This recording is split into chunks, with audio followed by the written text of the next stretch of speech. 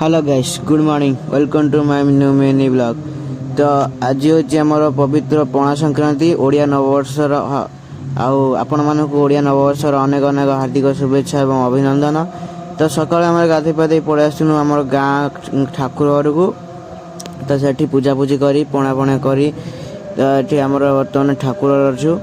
तो एमती सब आमर आज माहौल थिला। तापर आमर ये तैयारी कौन अबड़ा अबड़ा पानी। तो अबड़ा पानी ये थुआई मु समस्त दौनी जो मैंने सब रास्ता जाऊे तो से सब अबड़ा दौनी। तो अबड़ा पानी दे सारापर आमर ब्रेकफास्ट कर देता आमर मीठा सुजी। तो मीठा सुजी खाईदेली सकाल किसी खाई ना ना तो मीठा सुजी खाईदेली। मीठा सुजी खाइला आमर जो गाँव घर फेरुलु माने अमृतिया तो बाटर आम तारिणी मंदिर थिला। तो सेठी नुआ तारिणी मंदिर ए वर्ष प्रतिष्ठा होती। तो सेठी जाइलु। तो देखो माँ को मंदिर माँ भी केते माने बढ़िया देखा एठी यज्ञ है यज्ञ हम संध्या बेलू। तो तापर एपटे देखो मंदिरटा केते बढ़िया डेकोरेशन होती एमती माहौल थिला।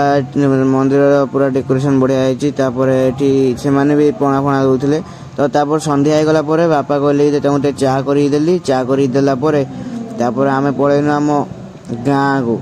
तो गाँ को गला पुणी आम गाँव जो मैंने स्वल्पटार गोटे तारिणी मंदिर अच्छी। तो सेठी आमर होता भजन फजन होता। तो सेठी भी खाया प्रसाद सेवन व्यवस्था था। तो ये प्रसाद पाई घर को पलि। तो thank you so much for watching bye.